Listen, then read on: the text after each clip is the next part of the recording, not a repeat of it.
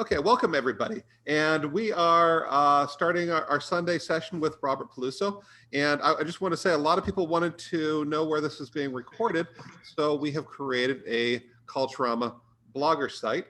And we're putting all of the recordings there. And I will show you that right now. People have also asked if we're going to keep this going all year long. We are. We're going to choose probably the third Saturday, something like that, every month, and we'll have a full day of events. And you'll find out about it through here. So please go to this section over here and follow. And I will put this into the chat so you can go there. There you go. So today, one of our favorite creative writing teachers on campus is here to talk. And his name is Robert Piluso. If you haven't had his creative writing class, then you should take it. It's fantastic. And Robert. Hi, everybody. So thank you for that introduction, John. I'm very excited to be here and to be teaching this this workshop for Culturama today. First thing I'd like to do is I would like to go around the room and get to meet everyone. So if you could please introduce yourself, say your name, and like what kind of writing or creativity that you do, like what you're mainly into. So I want to hear from all of you, your names and what you're into. And then I've got some stuff prepared today. I've got a PDF that's kind of like a handout. And we'll go through that together, and I'm going to screen share it with you, and then I'm going to hopefully put it as a file up into the chat bar. This is like, this is ideally, this is how this is going to go. And then any questions that you have as we're going along here, please ask. You can have your cameras on if you want to. You don't have to have your cameras on. And participate as much as you'd like. It is interactive, okay? So I'm Robert. I write prose. I have done poems. I was a professional screenwriter for a number of years, an entertainment journalist for a number of years, and now I write in prose. And also, I am illustrating my own comics now. So that's where I'm at. And can we put it? I don't know exactly the order of boxes by you guys, but I'm going to just go to Stephanie, and then maybe you can popcorn to somebody else. Would that be okay, Stephanie? Okay. Sure. Thanks, Robert. Hi, I'm Stephanie. I write magical realism fiction and actually some nonfiction at this point, and I'm also a poet. Nice. And oh, popcorn time. I will popcorn over to the person who's next to me on my screen, and that's Marta. Hi, I'm Marta Chaussee. I write fiction and nonfiction. I write poetry.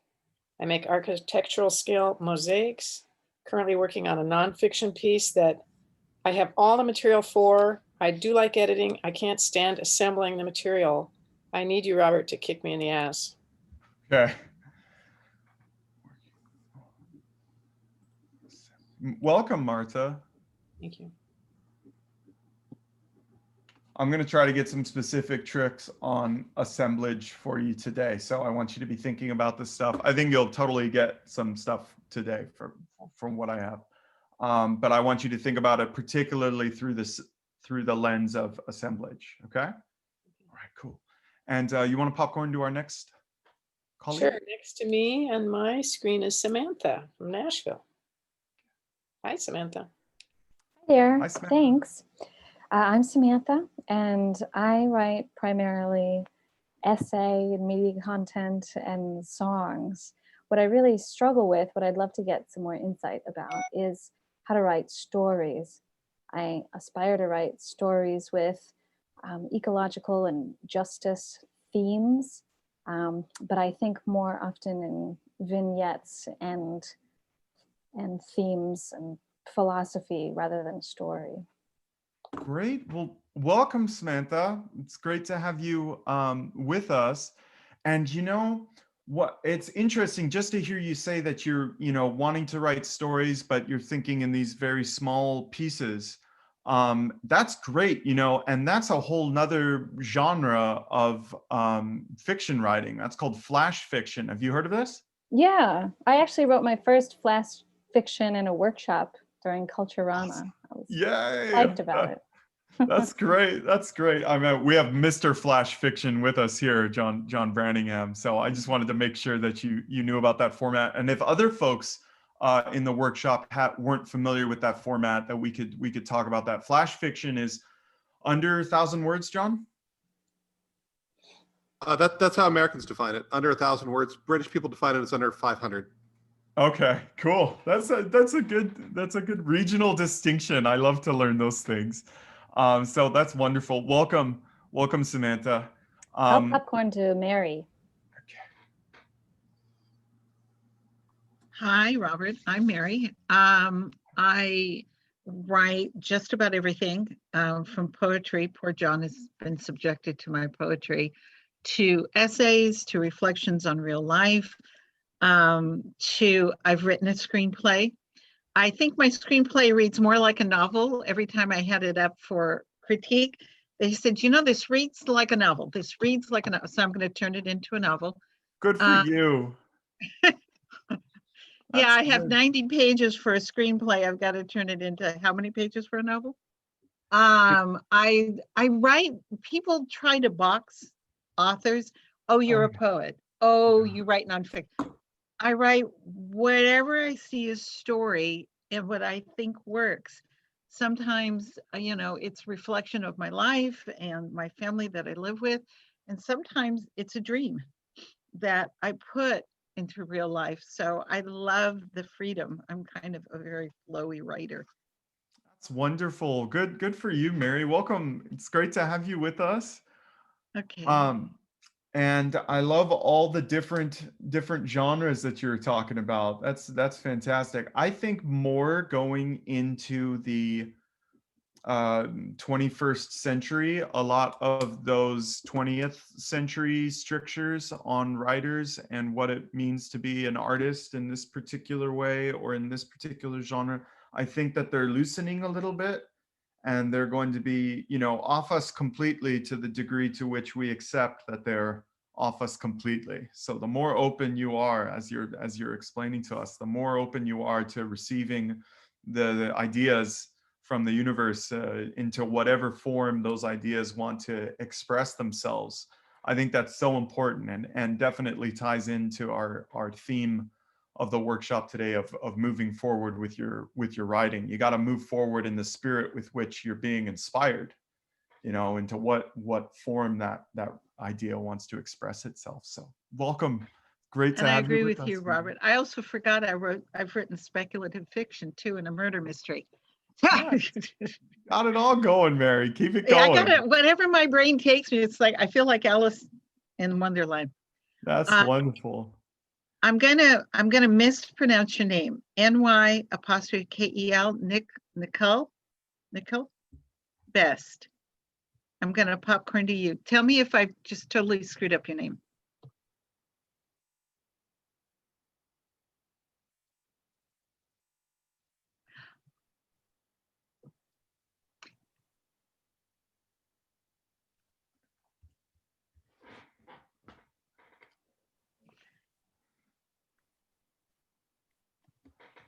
Hi, Nikhil. How can we get the correct pronunciation? I don't know. Just my name. I guess it has an accent to it, but that's just what it is. Nikhil. Okay, thanks, Nikhil. What's your form of writing that you do? Anyway, the point is that I do some inclusive writing, some poetry. I do it for enjoyment, for fun. But I like watching more like what people writing, how they express themselves. I enjoy coming to the workshops just to improve my writing. Just kind of working it that way. And if I can get something out of it that helps me a lot with my writing to improve it, then that's what I'm here for. That's it. Wonderful. Do you want to choose our next speaker?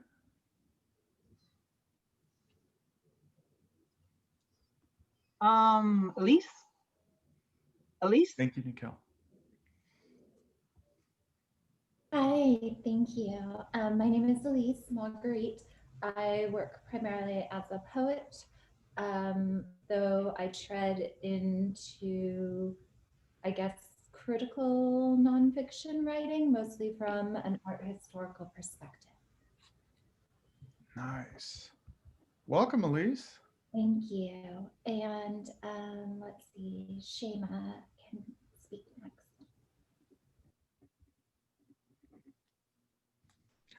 Are we doing an introduction of the self and what we write?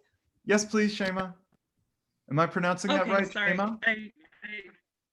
Yeah, perfect. Okay. So my name is Shema. I mostly do poetry. I've always been interested in writing longer prose, like something, a novel or novella length. So that's kind of what I would like to work on. Okay. Great. Thank you, Shema. Welcome. You want to popcorn to our next speaker? I'm not sure who's gone.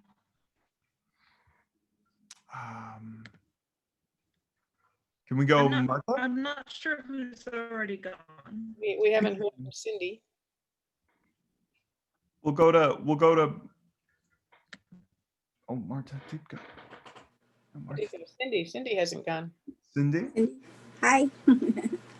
Hi, Robert. Hi, Cindy. I'm a retired secretary. I started writing late in life, and I'm writing historical fiction story. For some reason, I feel like I can do anything through all these workshops, learning. Good. That's the spirit. It's fun for me. I'm also writing my memoir in micro chapters or vignettes, or maybe even flash chapters. I'm not sure. I want to do very small memories throughout the memoir. Wonderful. And also, I'm a Zoomaholic. Oh, nice. This is the meeting, right? This is the one, yeah. This is the hot Zoom call right now. Sunday afternoon. Wonderful. You want to choose our next participant? Sure. John?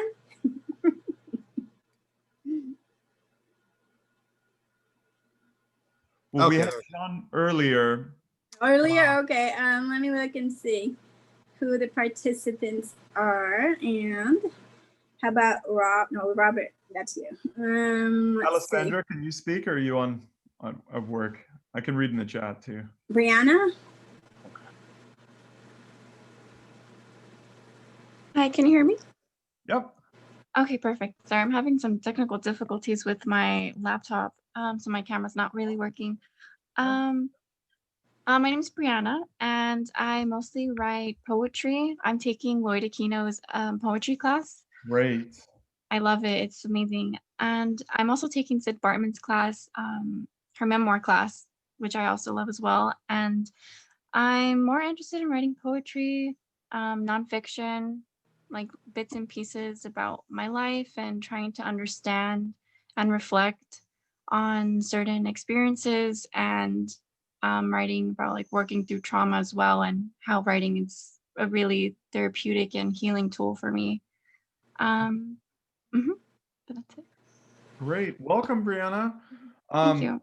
And as you were talking about writing as having a therapeutic element, we're going to talk about that today too. Also as part of what we're doing when we're talking about inspiration. So I'm glad you got to get us thinking about that and previewing that. Did you want to choose our next colleague, Brianna? Yeah, let me look through the little Zoom cameras. I'll choose Gabrielle.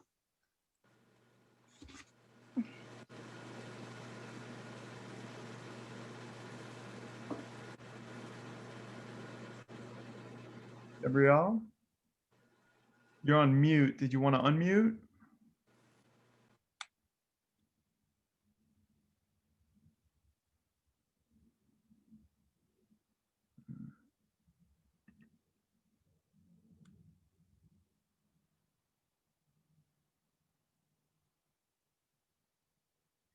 Okay, let's have Kelly go, and we'll see if Gabrielle wants to speak later.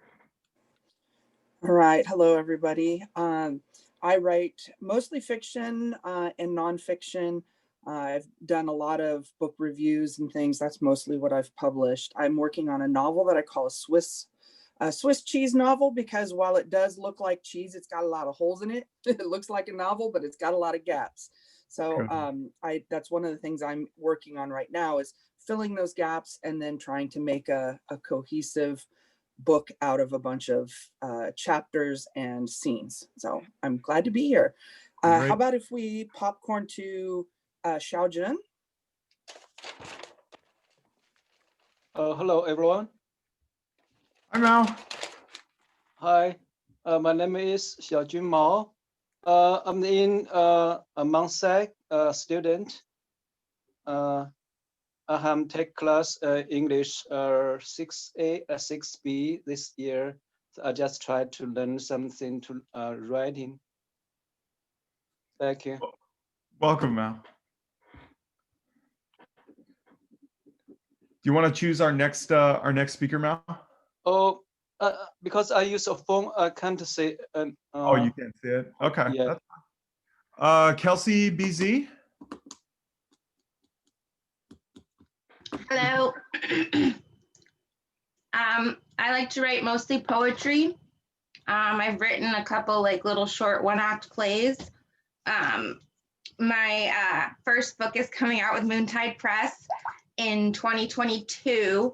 So I'm trying to, I get to add another about 10 to 20 poems to the manuscript. So I'm going to try and figure those out. But I'm also currently just trying to get back into the short story and some of that longer narrative.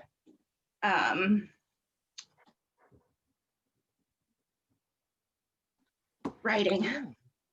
Thank you. Very cool, Kelsey. And has Maria Galvan gone? Maria? Yes, thank you. Hello, everybody. I'm a student at Mount SAC, and I'm exploring the world of writing, and it's really beautiful, and I'm very interested. And yeah, I'm beginning. So it's a pleasure to be here. It's great to have you with us. I'm taking notes, by the way, on everybody as they're speaking. That's what you see me doing off to the side. I'm not doom scrolling or anything like that. I'm listening. So did we have everybody go who wanted to go? Yes. Okay, good. And if at any point anybody needs to jump in, please, jump in. Okay. And I try to keep an eye on the chat also. So if you want to contact me that way, you can contact me that way. I'm super excited. I have prepared like a document. I tapped into my old school journalist writing muscles to prepare this kind of article to share with you all about moving forward with your writing, which is the title of our workshop for today. So if you'll bear with me, I want to share screen on this, and then you'll be able to see it. Is that okay with you guys? And then we'll kind of go through it together, and I'll like perform it for you, and you can ask questions, and it'll be interactive, and it becomes what was like a solitary piece of writing that I wrote becomes like a performance art piece when all of us are talking about it and thinking about it all together at the same time, So whatever you want to ask, please ask, and you'll be contributing to that meaning. And then you'll have the takeaway of the handout for after this workshop, so you can always go back and look back at it and get ideas charged from it. Okay, that's the intent behind this. So let me get this sharing now.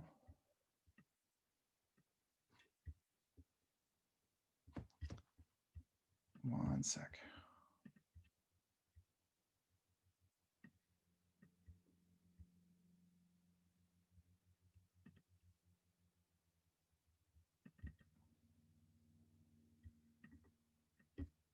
Okay. Wait.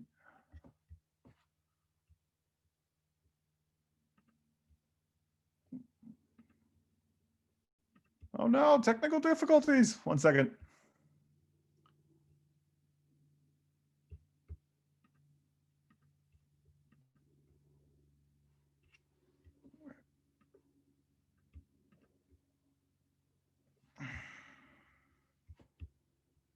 Am I still on? Can you guys hear me? Yeah, you're loud and clear. Well, I'm trying to get back to I'm like exit minimal video. Okay. Sorry. One second. I'm almost ready for you. Share screen. And then I want this. Okay. Share. All right, can you guys see this? Yeah. Yes, yes, very nice. Okay, cool. Yes. Alrighty. So this is the document that I've put together, and we'll just jump into it and we'll start talking about it, and then I'll make digressions off from it and stuff. Okay? Sound good? Mhm. That technical difficulty felt like 3,000 years as I didn't even know if I was still in the workshop or on the planet. So I'm glad that we've all gotten back to this same starting point. Okay, good. So if you're a writer, one of the greatest challenges you'll face, whether you've been a professional writer for 20 years or thought about writing your first short story for all of 20 seconds, is to sit down and get words on the page. It's always hard, all the time, forever, whether you've been doing it a little bit of time or a whole like career worth of time. It's never like a super easy thing. So if it's hard, if you're having some difficulty with it, you're doing it right. So that's a good first thing, is that we're going to start rewiring how we think about our disposition to the creative act through this workshop today. The first kind of thing I want to talk about here is the time clock. Some writers advocate for a ritualized approach. What this looks like is that you clock in as you would to a real job, and sit in front of your computer or with your notebook for either X amount of hours per day or like X amount of words per day. They have some kind of, metric quota that they have to hit, like a good, greatest generation worker would hit the quota for the day. It doesn't matter if it's a 15-minute commitment or a daily, like 2-hour commitment or a daily word count commitment. What matters is the commitment itself, that you promise to yourself and you show up regularly and do the work you have to do, even when you don't want to. That's the discipline, okay? And so there we got a little time clock right there. Do I have any questions so far about the idea of the time clock, about punching your time clock? Any questions so far? I have a question, Robert. I'm curious to know what you personally do with this. What I personally do? I used to be time clock. I've done time clock for years. And now I'm something later that I'll get to. I'm kind of like an amalgamation of different things.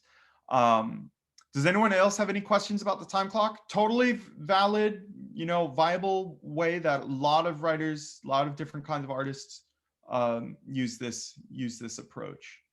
And this is the one that you'll see like written about the most, like in writing online that you can find. It's just one way to do it. It's not like there's one right way to be a writer. And I think that's a really important myth that we can break ourselves of. This next approach is like the muse. There are other writers who write when they feel inspired, okay? While their projects may take longer to complete, if they complete at all, some people feel that the arts, in whatever form they make art, should not feel like or look like a real job. It should be like the opposite of that. It should be like, 180 degrees away from punching in a time clock. It should be something exultant and happy and relaxing and not like a work, not like a, you know, a stressful thing. So my approach, and it's still like in the reconfiguration right now, Stephanie, but my approach is that I'm working every day and I'm in the art life every day. So every day I've got some kind of writing or illustration that I've done somewhere. And I don't know if it's one sentence or if it's a full penciled page or a fully lettered, you know, comic book page, or it could be 5 pages of illustration. I just know if I'm living the art life, I'm creating art in some kind of way every day. I just had an epiphany earlier today where I was like, oh, I need a whole brand new page in issue 2. I need a whole page to do that moment. And so now I'm going to be really looking forward to doing that whole brand new page. And who was it, Kelly? Kelly, were you talking about the Swiss cheese novel and filling in the gaps? Can you hear me, Kelly? Are you with us, Kelly? Yes, I am. Sorry, something just happened there where the video just froze. That's okay. Yeah. And then it went, you know, really fast through everything, so I didn't hear what you said. It was That's like, okay. We were talking about that I just had an epiphany earlier this morning that I have to go and do this whole brand new page, and I'm going to plug it into a place that I thought was rock solid in my issue 2 that I'm working on right now. And so, you know, what's really interesting is that every novel is always a Swiss cheese novel until it's like done and out. You know, like it's always this whole living organism, and it's developing and filling itself out, and this piece comes in and this goes out. You know, it's going to be kind of assembling itself in a lot of ways. So you have to be receptive, and you have to kind of learn how to listen and have that relationship with the art object and trust the art object that it's going to tell you what it needs to be when it needs to tell you that. And so in the past, maybe some artists would call this like the muse or the inspiration to inspire them, but it's about being receptive to receive those ideas from the universe or from the art object itself as it's kind of revealing more of itself to you. Does that make sense? Yeah, perfect. Good. It's always Swiss cheese all the time. So this workshop is about moving forward when you get stuck in your writing, and I'd like to offer a variety of strategies and approaches to doing this. I'll say what's worked for me, and I'd like to hear from all of you what works for you. And if you have any challenges you find, please share them. We can talk about the challenges and commiserate and offer solutions. And so I'm gearing for like the last half hour of our workshop to be most focused about that. But if you want to ask a question as we're going, just pipe in and say, Rob, you man, shout at me, okay? And we'll get your question at that time, okay? Alrighty. Okay, writer's block. Okay, it comes in all sorts of different varieties of pain and frustration. So this is one of my favorite solutions that as I sat down and I was brainstorming stuff for how to teach this workshop, I thought back to my professor over at USC when I was at school at USC for screenwriting in the master's program in the School of Cinematic Arts. Professor Richard Kletter, who's a brilliant screenwriter and professor. I learned a lot from him. And one of my favorite lessons that I learned from him, and this was over 10 years ago, it still sticks with me today. My favorite lessons I learned from him was give the problem to the character. Okay, you as a writer, if you've stopped at some particular juncture, it's because you have some problem with the story at that spot. You as the writer are like, I don't know what to do as the writer to fix this story at this spot, either through the characters or the situation or the dialogue or even your own like writerly desire to like move forward. Okay. So if you can identify and articulate to yourself what the problem is right here, why am I facing this, then you can write that into the character in the story, where the character is saying, why am I stalling out right now? I know the next thing I have to go do is this. What's really holding me back? And then like to give that psychology, that actual problem that you have in your mind over to the character into the story, maybe even have that character like talk to another character about what should I do? I feel like I can't move forward. And then the other character is like, well, you know, if you wise wisdom, you know, and then you find yourself that you didn't plan to be writing this scene or be having this situation happening, but there you are, and you've now found a creative solution through that problem. I look back on stuff I did years ago. I didn't know that I was doing this at that time. I don't even remember where I got stuck because it's just all become so organic to the story. The different problems will be organic to it. Does that make sense, guys? Give the problem to the character. It's really, really good.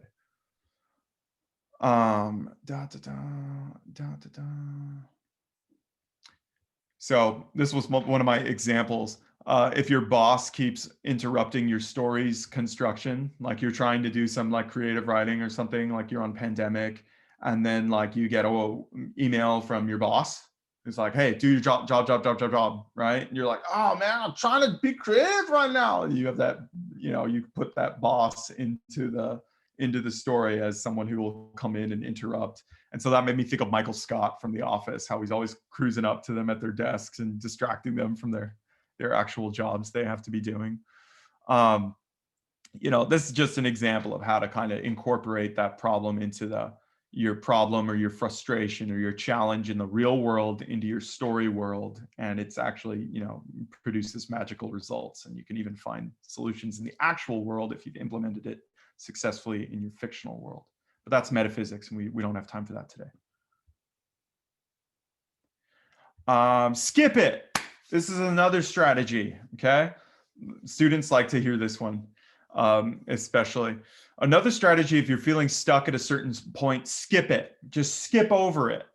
Don't even deal with it. Don't move forward through it. Ask yourself, what's the next thing I know is going to happen in the story?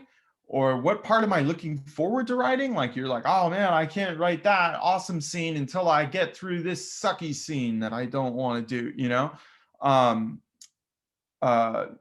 Skip the thing that you were stuck on and go forward and draw this whole different scene.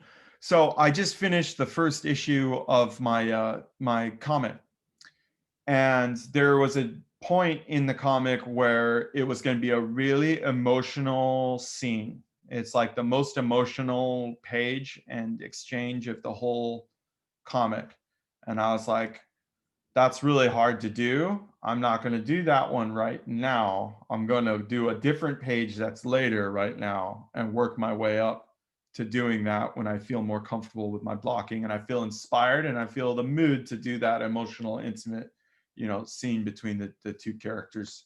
So I skipped it, came back, then did it. And, you know, when the reader ultimately reads it, how are they going to know when I did it? Or, you know, they're having a linear reading experience. The linear reading experience is not the same as a linear writing experience, and we'll talk more about that a little later.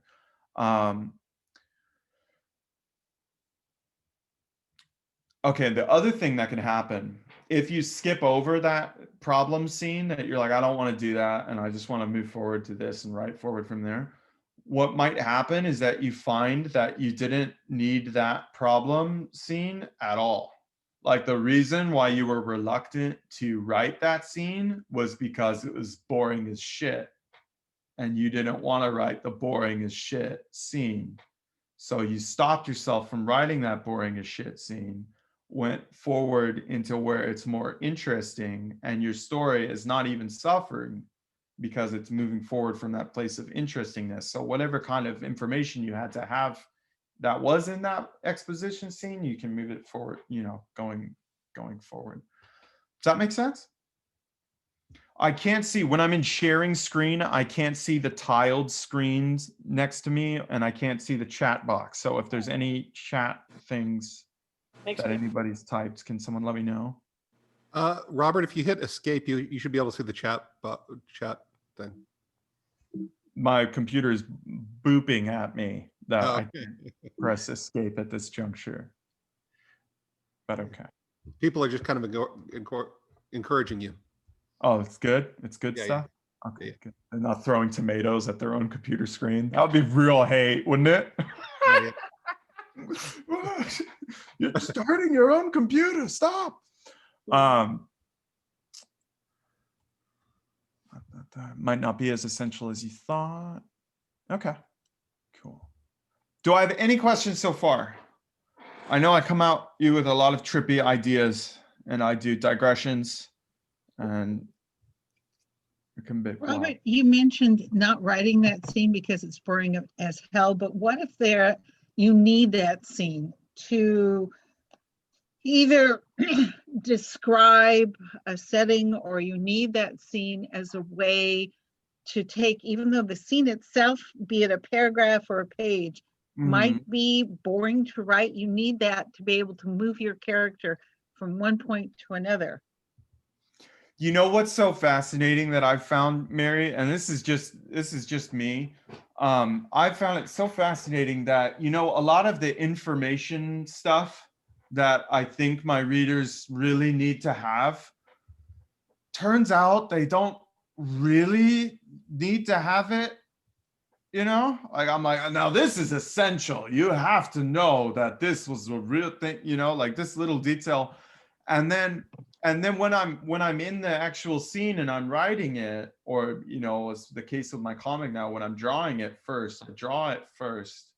And then, you know, I'm finding like, well, the primary thing is about the exchange of emotional states between the characters here. So is that information? Do I really want to take the reader's attention from the emotional engagement of these characters away from them to learn this factoid that I thought I needed here, you know?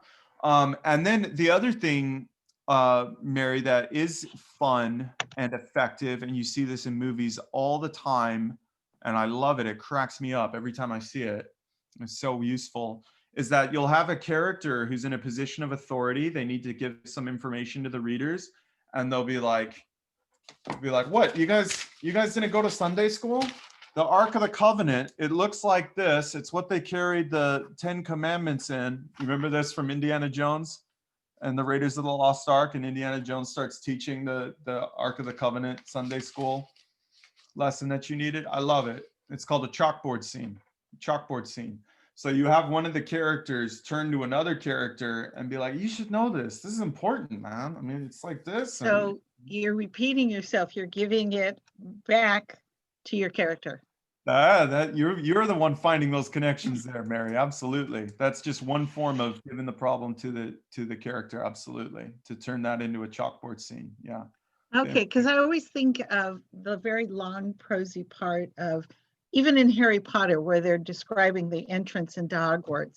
I mean, seriously, that is probably the most boring piece of reading I have ever done. Modern reading. At least it's through the viewpoint of Harry coming to it for the first time, though, right? Because he's our viewpoint character, no? No, they just describe, this is what I have to go back and look, but I think they just simply described this huge castle sitting in the middle of nowhere. And then they go back to Harry on the train. Okay, good. So I was just wondering, I mean, you know, I was playing devil's advocate, and I doubt if I would ever be a J.K. Rowling, but. Please do. So there's fun different strategies, fun techniques that, you know, that you can find of how to make something boring. Also, I think it can work well, or it can work not so well, but it does accomplish a different thing, is that you put the boring information in a very exciting external construct. So information is kind of passive and, you know, internal, and you can't really dramatize information, right? So if we can put that within a really dramatic physicality, then it'll make it more receptive to readers. So this can work, like when you've got Dr. Doom fighting Mr. Fantastic, and Dr. Doom says, I've hated you ever since college. You were so arrogant, Mr. Fantastic. Look at you now, and blasts him with lasers, right? That's a really interesting way to find out that they were like college roommates. What a weird thing to learn at that moment, I think it's really cool how comics particularly have their whole deal is about like inert information and dynamic images, and to see I think this is useful to writers of all media to think about how those properties interplay. So that's something else to think about. Any other questions or comments on this? Okay. I mentioned this earlier. Important to keep in mind, writing order is not the reading order. Sometimes writers can think that the order in which the story will ultimately be presented to the reader is the order in which they must write it. Okay, so in order for you to write your novel, you sit down and you have to come up with the great first sentence of the novel. Then you have to write the great second sentence of the novel. And then you're imagining the reader now going on to the third sentence of the novel, right? And you're going through, and it's like, oh, and then the reader will be at the end of the first chapter of the novel. And then what will the reader, and so they have to, you're seeing it as this very linear, reading experience. And the writing experience has nothing to do with the reader's experience. The writer's experience, this is where we're talking about process. I know John and I, we talked about this at the opening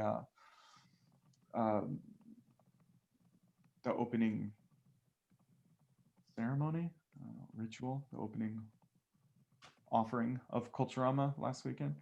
That the emphasis of process over product. You can't think about the book that you're doing as being this finished book. And because if you're thinking about it in that way, it's always going to be a failure up until the moment it is a finished book out in a reader's hand. You see what I'm saying? That's not a good way to be thinking about your art object as this undone thing, this failed endeavor, until finally it could be in front of other people's eyes. It's a living thing. Every artwork that you're working on, every story is a living thing, and they've got to have their space to grow and develop in the order that they want to grow and develop. I think it's fascinating being a father too. I noticed this with my daughter, that I'm like, oh wow, you're like on that. You're thinking about that right now, huh? Okay, you're worried about that right now? Oh, okay. That's what you're, there's no kind of preset order that people have to go through whatever they go through, right? There's like the normal order, what's normal for her to think about or worry about at this particular juncture, That's part of what I love about being a parent too, is that you get to be constantly surprised and finding out where your kid is at today, and so I think our stories and our art objects are similar in that way. You've got to be able to step back to a certain degree and be like, okay, how does this say that it needs to be right now? Okay, I'm gonna let it be that way. I'm gonna trust it, because there's always revising later. You can always come back to it later. Creativity is non-linear. It's fundamentally a non-linear endeavor. So I'm saying I strongly recommend be open to chaos, 2 steps forward, 1 step back, revising, cutting, repositioning scenes, dialogue, characters, whole plot lines, wild ride, writing and rewriting. And it happens on the battleground of the boundary between the conscious and the unconscious mind. So you've got to be really aware of where your awareness is positioned between the conscious mind, what you know that you know, what you're actively thinking about right now, and the unconscious mind, what you don't know, what you're not aware of, what you're not actively thinking about right now, where the dreams come from, all that, daydreams, all that, all right? And your awareness, where you're putting yourself in the writing process, how you're navigating your awareness between the conscious and the unconscious mind. Any questions so far? Any comments? I'm a big believer in consciousness and consciousness studies. All makes sense. Super into it. This brings us to another strategy. If you're feeling super stressed out about your story, it's because you're coming at it from a super rational, ultra conscious mind perspective. So if you're super stressed about it, you're like, oh, I don't know what to do now, God, right? That whole vibe.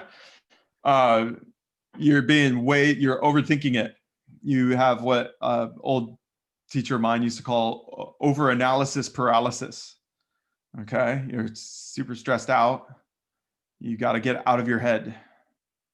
You're overthinking it. When this happens, get out of your head and get out of your own way. That's why I have it boldened and underlined in this handout. Do the thing that relaxes you. Go to the place that unstresses you. Go take a walk, watch a movie, take a day off. Stop consciously working on it. Let your unconscious go to work and have faith that the solution will present itself to you. Most usually when you're not looking for it. So here are three gentlemen on a walk. This is the take a walk. Get outside yourself, go take a walk. I joke to my daughter and my wife that they have to walk me. They have to walk, I tell Maddie, if you walked your daddy today, as opposed to a dog, they have to take me for a walk. Take me for a walk. Because if I'm left to my own devices, I'll die at my desk, I'll die answering emails and scrolling thumbnails and, entering an essay grade. This will be me in the end. This is how they'll find me. So they have to get me outside, So you have to get yourself outside too. You have to be your first best advocate of taking care of your body. And don't just be, a cyborg all day long. Which I know is the exact temptation when we're trapped in a pandemic. Good God, right?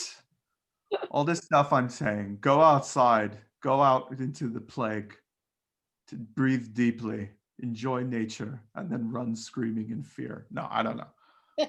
But theoretically, right? This should work. I don't. I say something about what you were talking about between the battleground of the conscious and the unconscious. Yeah.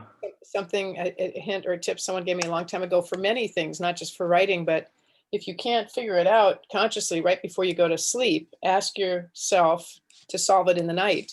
And you usually do wake up with a solution. Yeah, absolutely. That's a great tip. I love that. Also, sometimes my solution is to go to sleep. That's my solution in and of itself. I'm not expecting any answer of it. The sleep isn't the answer. Take a nap. So what do you do? What do you do when you need that inspiration as soon as possible, ASAP? We can pivot and come at the problem from a different angle. Change your medium, change your life. I am so happy to have so many students here talking about how they don't work in one medium. This is great. I'm sure John knows what I'm talking about, right? Like 10, 15 years, it was like, choose your lane, man. Choose your lane and write only that. For the rest of your life till you die, you shall only write poems. Don't you put complete sentences together, John Brandingham. You're a poet. It's ridiculous. It was really like this self-perpetuating, what do you call that, John? I don't even know. Stephanie, what do you call that? Where they're like the super brand. Specialization. You have to specialize. What's your specialty? Specialization. Yeah, that genre. Specialization. I hear that and I'm like, yes, Dad, greatest generation. Work hard, Got it at my job. Yeah. That's job. Specialize. You know what I mean? Art. No specialize. No need to specialize. Art about love. Art about passion. It's not about, when there's the little kids, and this is what I love with the kindergartens and the daycare centers, single father back in the day. My daughter had to have a Prestige Academies where we took her. They were great there, Prestige Academy. This daycare center, when they got the arts there, they got it all there. It's like, here's some paper over here. We got some blocks. We got crayons, colored pencils, all these different media. It's just all thrown there in front of the kids, in the little art station. And then it's like, what you feel like, go do that, to the little kids. And then as we grow up, right, do we keep the play potential in front of us to have those art supplies around us, or have those writing supplies around us, that desire to go and play and, have that undirected, free, associative, exultant experience of the soul? When you're living the art life and you're dedicated to, making stuff for the sake of making stuff, as opposed to for the sake of selling stuff. You know what I mean? Making stuff for the sake of art, for the sake of love, for the sake of, spiritual healing, as opposed to work that is ordered to make money, what your job is. It's really beneficial, I think, to think about your art life differently, or allow yourself at least to consider it with different ethics almost than you would your professional life or your family life. It gets to have its own kind of ethics to it. Just a suggestion, possibly. I don't know. So if you're stuck and you're writing, I say draw a picture. And then I can anticipate somebody being like, well, that's fine for you, Piluso. You draw too, but I don't draw. And I'm like, I know. You don't think you do, but you can surprise yourself, and then it's like, but I want to draw. Somebody would see it and they'd say, oh, that sucks. It's not a good drawing. It's like, did I say you have to show people your picture? It's not about that. It's about getting your brain wiring in a different way. It's private. It's for you. It's about switching, if you're stuck with the writing, switching to a different medium, do some illustration. The other day I was drawing this lamp. I drew this lamp. It's got like 3, can you see it? It's got like 3 candles. You see it there? Yes. It's beautiful. I love that lamp. And so after I finished my class at the Kubert School, I sat and I drew that lamp. It's really fun. And then I went back to my, other stuff, writing and all the other stuff. So it's good to, break the ice by switching to a different skill set and different sensibility. Can be really beneficial. If you find yourself out on a walk, feeling very burned out from looking so inward so relentlessly to be working on your story, take the time to explore and collect inspiration. People watch, gather behaviors, small nuances, gestures. Really, really watch people. Except if there's a pandemic and there's no one outside. No, I'm kidding. Of course, there are still people. And then when I see them walk by the house, you get to see all these different people and everybody walks in a different way. So I've gotten to really study body language, which is really important in terms of, because I have a lot of times in a story, a character will be like walking, right? So it's like, what way do they walk? Do they walk with shoulders forward? Do they walk with the waist back? What speed are they going? It's fascinating with the dog, how the dog contributes to that. If you're drawing somebody walking a dog, all of the whole shoulders over this way, So to just have the eye for the behavior and the nuance, the body language. My students are probably sick of hearing me talk about behavior. In my fiction writing class, we emphasize a lot about human behavior to describe a character's behavior, physical thing that you can see that tells you something about the person. Physical descriptions of what people are doing, I feel much more telling than what they say. Language is almost like a sheen of lie that you can put over a character. That's going to be more or less opaque to the degree that they use their language to tell the truth or to paint a certain kind of image of themselves. But the real person who we're really talking about is what they do, what they physically do in the story area. So that's why I'm talking about people watch. You see her? She's people watching. It's a whole writer's skill that you have to learn how to watch people without them knowing that you're watching them, not being creepy or anything. Creepy's not good.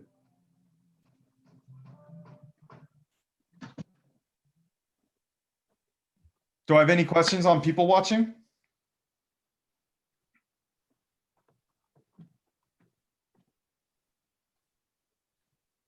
Any questions?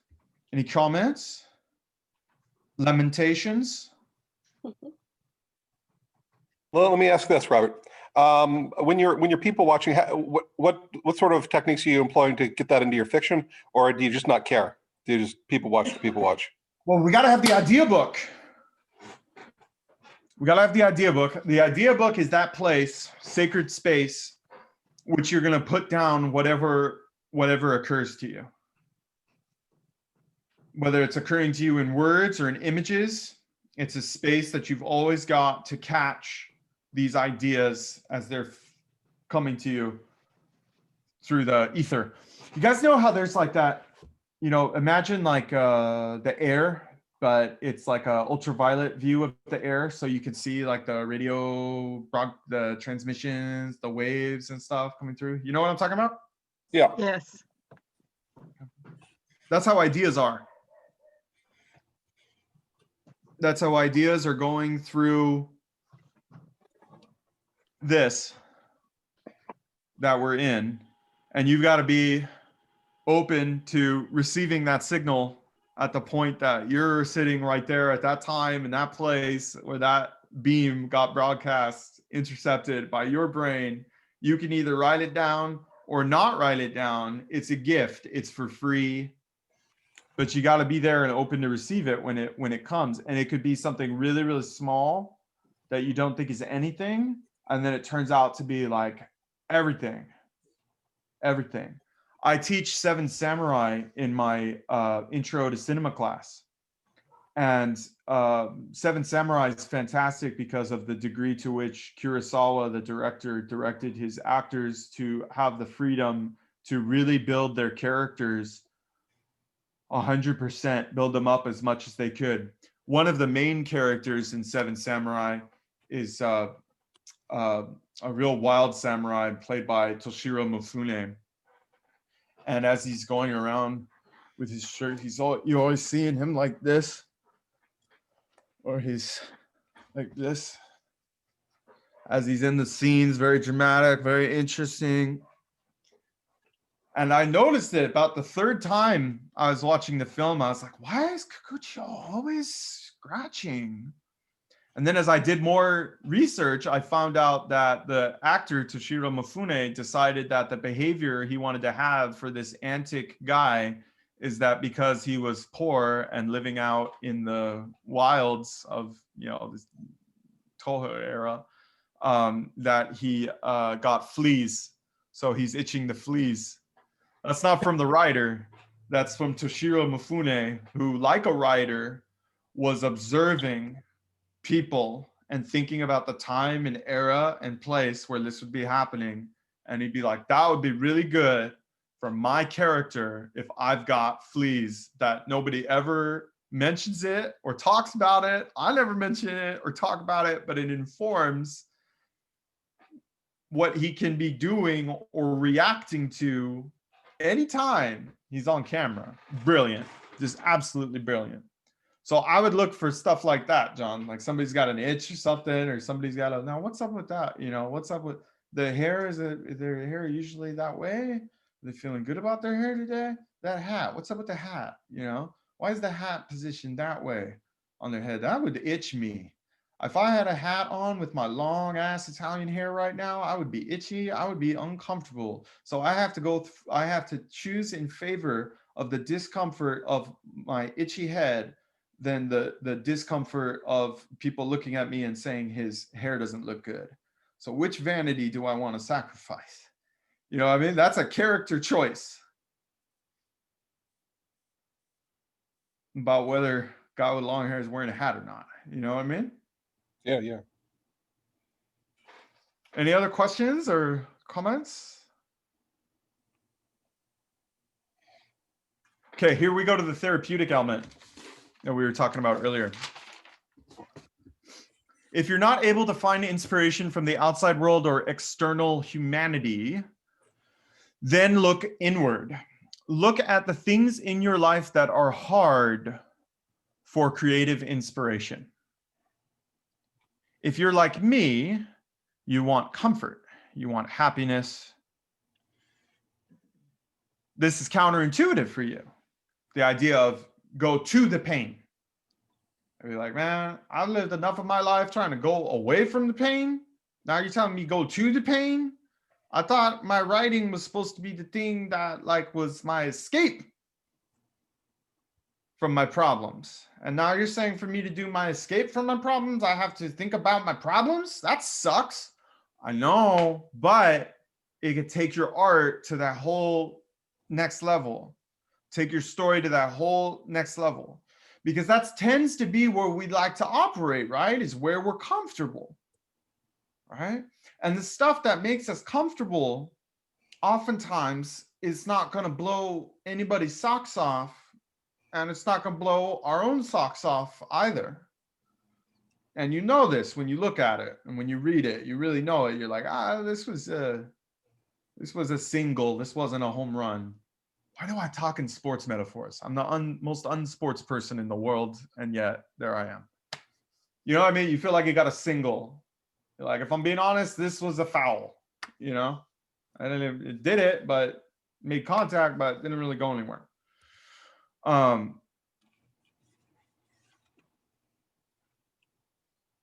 Go into the problems. Think about the problems, and you'll get inspiration from there. I just had the opportunity to hear, thanks to the One Book, One Campus committee here at Mount SAC. I had the opportunity to hear and learn from Sandra Cisneros this past Thursday, author of House on Mango Street. And she was talking about, you know, art as sacred and art as healing and art as, you know, an expression of love, and that she had to revisit a lot of pain, her own, other people's pain, in order to write House on Mango Street. So she's a very, very big believer in art as transformative. And so in order for art to be transformative for both the artist and the audience, in order for it to be transformative, we have to have some negative place, some negative starting point from which the art can transform to a positive. Does that make sense? If you don't start at the pain, there's no transforming and healing from the pain. So you got to start at the pain. You got to start at the fear. And don't be counterintuitive and go away from it, but go into it. I think it's so beautiful and so courageous. And when you see writers and artists, whatever the medium is, really doing it, really going for it, you can tell. And it's awesome. It's thrilling. It's like, yeah, that's what I want to spend my time on, is some artists really putting themselves out there, really going for it. And that comes, I think, a lot of the time from coming from a place of pain with the art.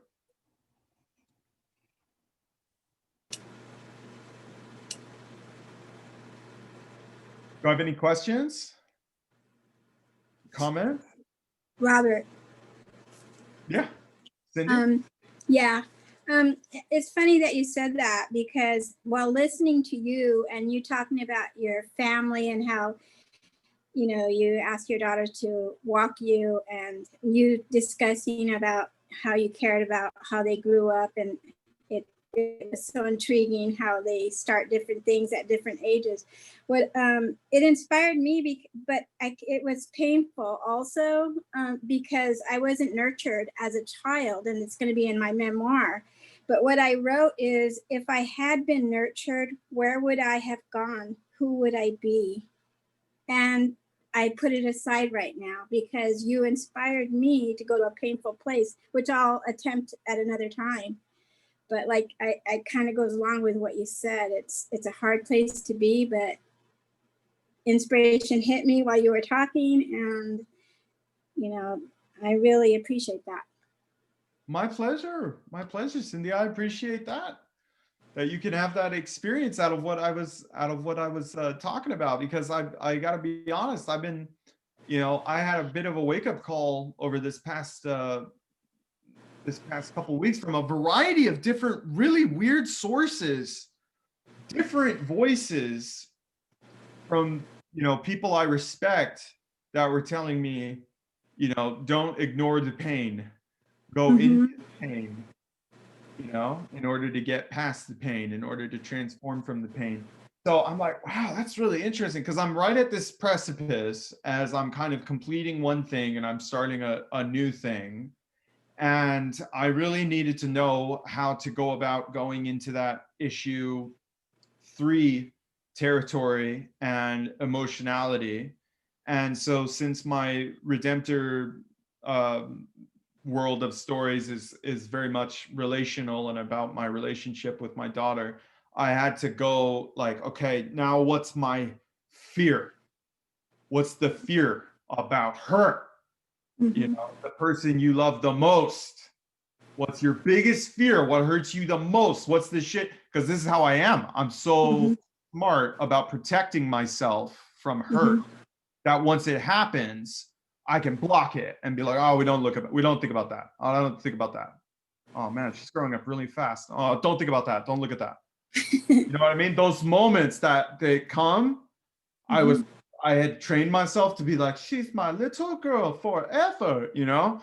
And you have to be open to seeing the change and the pain. And then I got in and I started writing, and I started using those 2 characters to talk to each other. And then I found myself in a flashback, and they were playing toys. And I got to have this memory of the first time that my daughter made one of the bad guy figures be a good guy instead. And he's like, I don't want to be bad. I don't want to fight. I want to help people and play. I was like, oh my God. I get choked up just thinking about it, you know? That's a powerful, you know, but it came from a powerful pain of like that, and that is gone. That time when she was that little and that pure, that's gone now. You know, she's still pure. She's purer than me, that's for sure.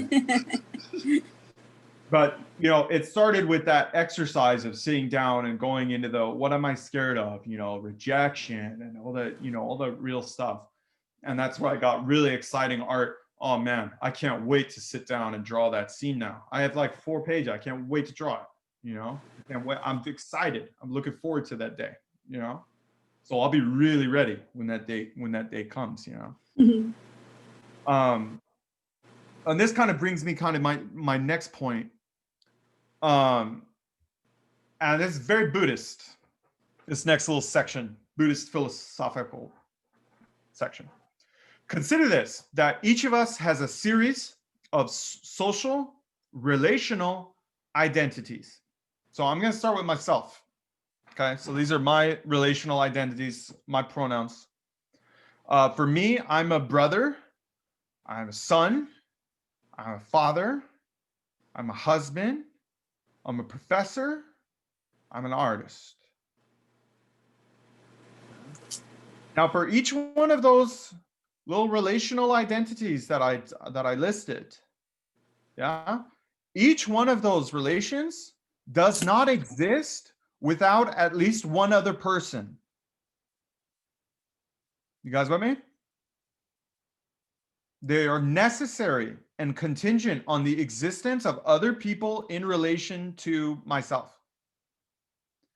Now, the Buddhist exercise here is, Who are you if you are not in relation to your mother or father? If you are not in relation to your brothers, if you are not in relation to your daughter, if you're not in relation to your wife, if you're not in relation to your audience, you take these away. And that is something approaching toward identity and selfhood. And it's the flame, it's the fire on the candle that's burning. It's fire, it's polymorphous. It could go from one candle to another candle when this one's extinguished. That flame. So the relations. So if you have a problem and you're like, I don't know how to come up with like problems or fears, then you dive into one of those relational identities. And you list out like 10 challenges, 10 problems, 10 fears. Just go for 10 that you have with regard to that specific identity. So all my Redemptor storytelling that I do follows from the father fears. They're all relational from father. And then I have to build up from the other side from when I was a kid, relational, and then put in my daughter's fears and stuff in there too. So between those two things, I could come up with a unique story idea. So you list out those fears and write into them, and you could get some interesting, really interesting dynamic story material out of them. List them out, be open to ideas popping as you go. Like when I had that memory about, playing with my daughter and Green Goblin figure, I'm like, I have to write this down like right now.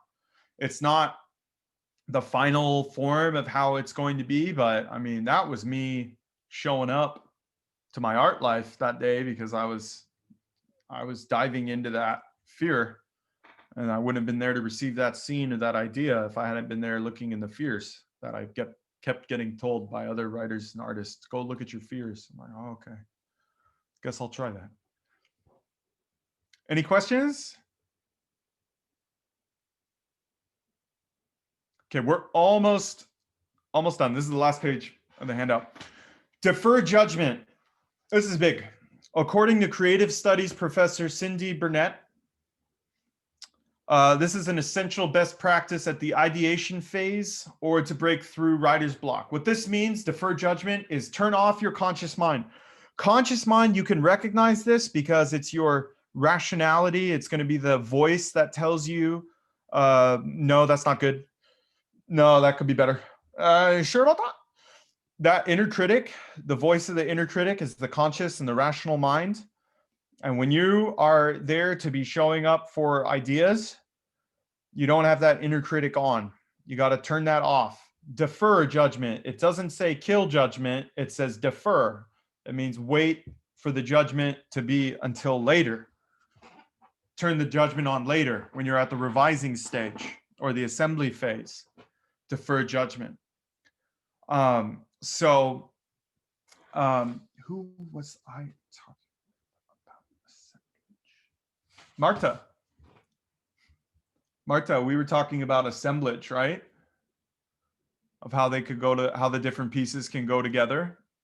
Yes, correct. Okay, my recommendation, I would say, is start intuitively putting them together how you would like to see them for your reader to see them. Because you have to think about it when you're at the assemblage phase of what it's going to be like as a reading experience. You think about how it's going to be when they finish that first section. Is that a cliffhanger? Are they going to want to know more? What's the exact question you want the reader to be thinking in their head when they come to the end of section 1? And then do you answer that right away at the beginning of section 2, or do you go on to something completely different and leave them dangling about that question they had at the end of section 1? Yeah, that's good. So you have to intuitively start getting in there and play. And you know what I do also, Martha?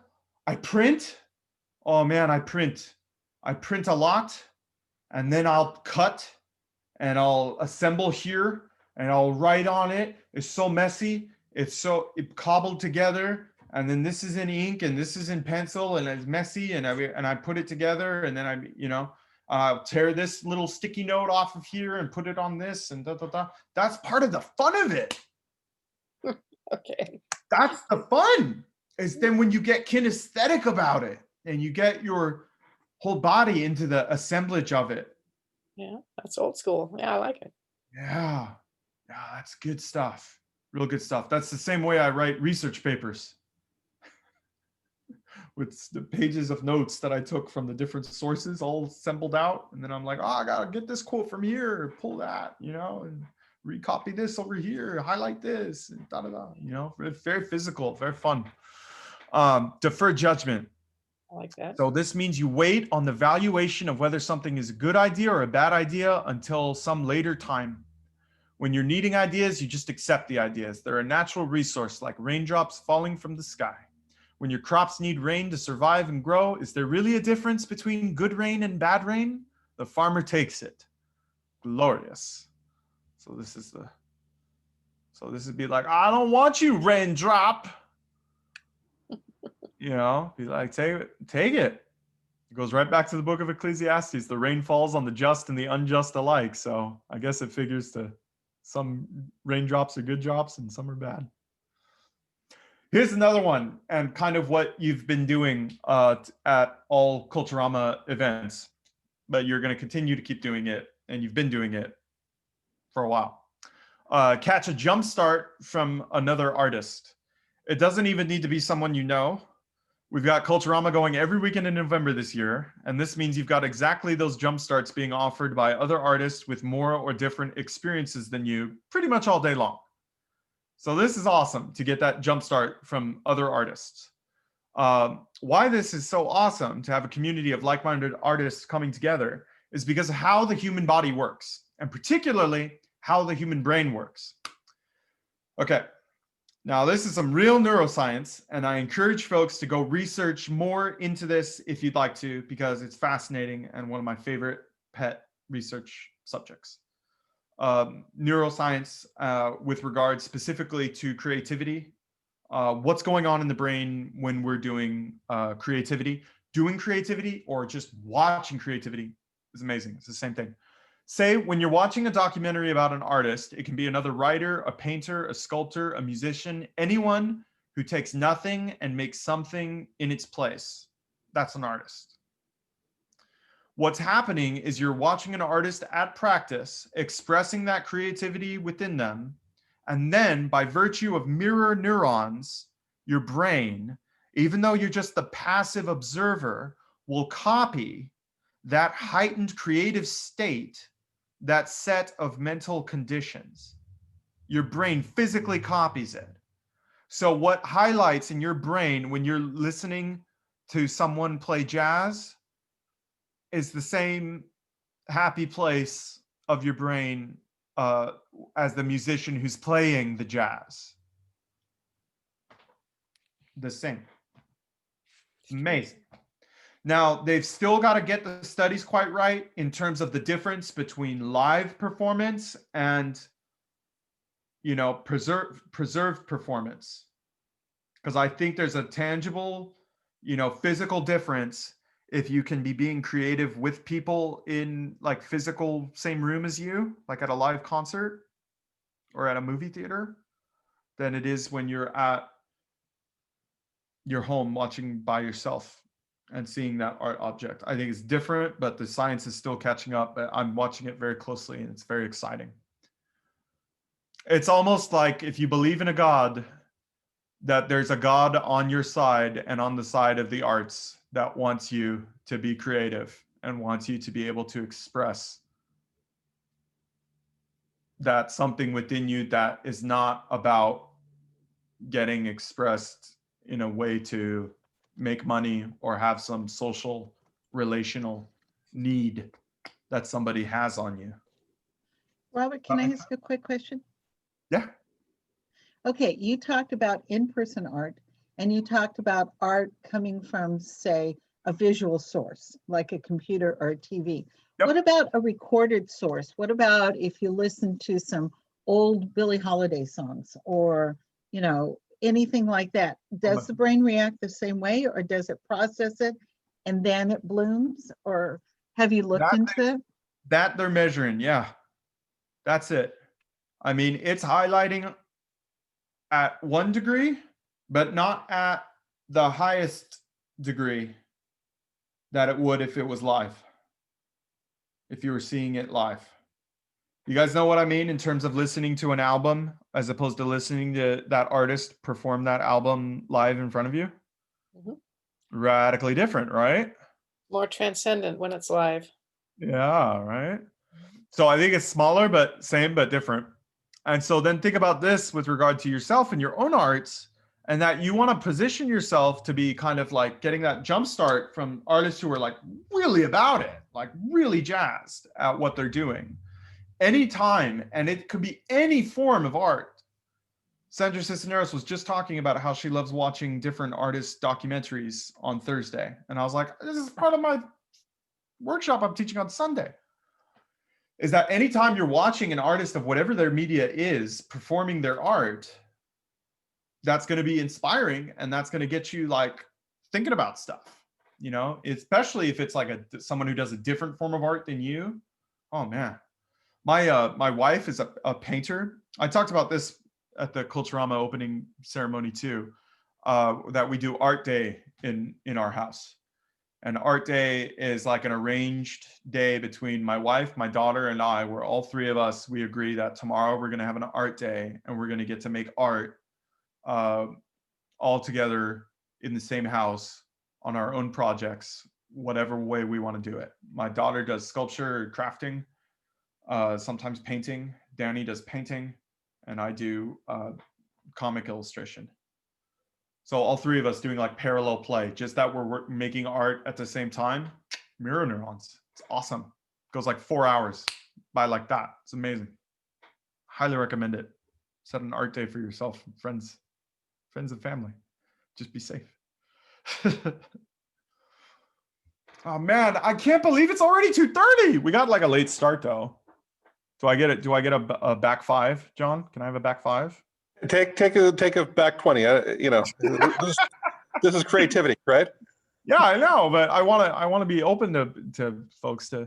That was pretty much, and we talked about the Jumpstart, the Good Samaritan Jumpstart. Think of that when you're thinking of another artist. I was drafting on Bukowski earlier today, just for fun, to laugh at his ridiculous ass. And who else? This guy, I was watching this documentary on this guy who's making a cardboard Bernini. It's a documentary on Amazon Prime. This is a guy, like, he's a renowned artist. His medium is cardboard. I thought my daughter might find it interesting, so I decided to check it out. He's building like a whole life-size sculpture, like a fountain, huge fountain installation. He's doing it out of cardboard. Why? I don't know. But he was so passionate about it. He's like, I'm going to do this cardboard Bernini fountain with Poseidon and dolphins all out of cardboard. And I'm going to put it out, and then it's going to rain on it. And it's going to dissolve, and it's going to be amazing. It's going to die, just like the Buddhist mandalas and sand and stuff. I was like, whoa, man, you're into this. It was so inspiring. Do I care about cardboard? No. But I was super stoked to watch him be talking about this, and watch him working on it and cutting it. It was really invigorating. So that's the end. And then this is just like my stuff, my contact stuff, Twitter, Instagram, my book. I want to send out a copy of that Redemptor comic that I finished to everybody that wants it. So if folks can email me and be like, I'd like it, then I can email you. And it's totally free.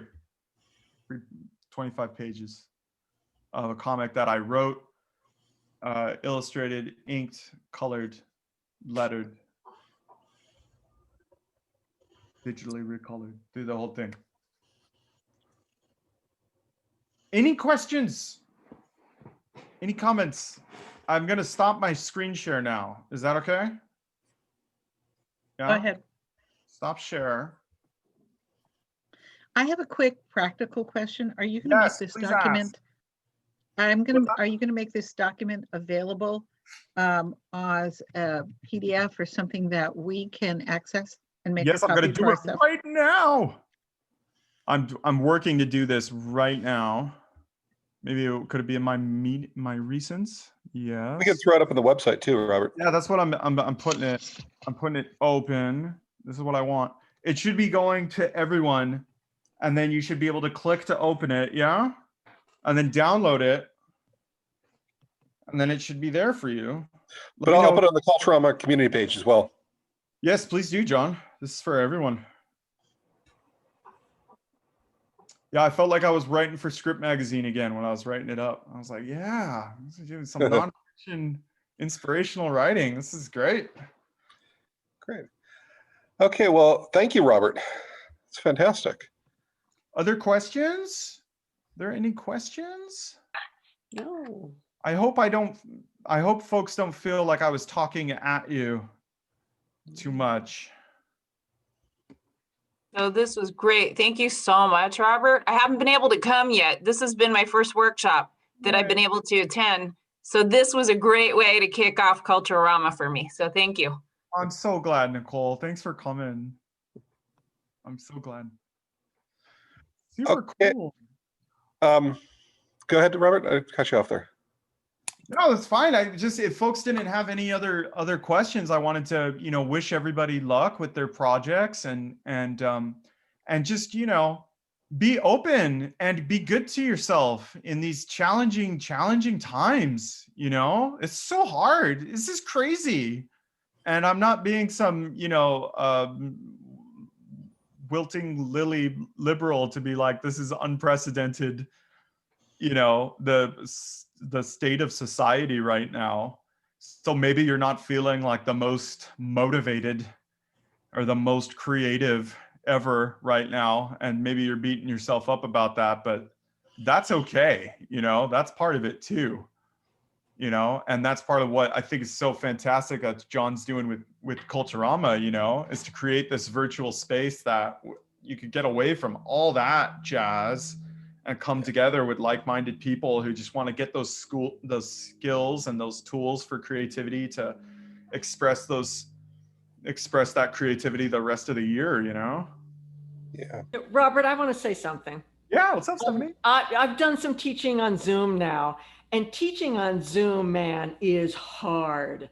And it's because it's hard to kind of communicate, the heat of the real and emotions through Zoom. But you totally can do it, Robert. You're amazing. Your love for making art, your love for students, your wanting to, it totally came through, and it was just beautiful to see. So thank you. Thank you very much, Stephanie. I appreciate that. I'm so happy everybody wanted to take some time to come talk about this. So I'm super motivated for you. I believe in you. Have fun with it. Have fun going into the fear. If you can do those two things, man, you're going to have some really good stuff. Thank you, everybody. Bye, John. Thank you for putting this together too. I have to tell you how much I've appreciated it. So we're going to go across campus next, all the way over to the library. And some of you don't know how much of a walk that is, but it's a bit of a hike. And we're in a different Zoom room, and Eva, the librarian, is going to teach us how to make zines. And that starts in a half an hour, but not in this Zoom room. Bye. Thank you, everyone.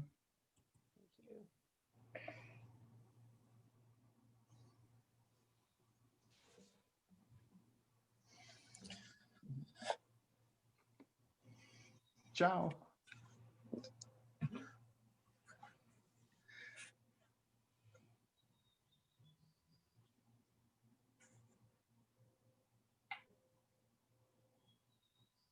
Hey, man. Hey. So it sounds like you've been having a hard time with your tech. Yeah. Yeesh. Good Lord.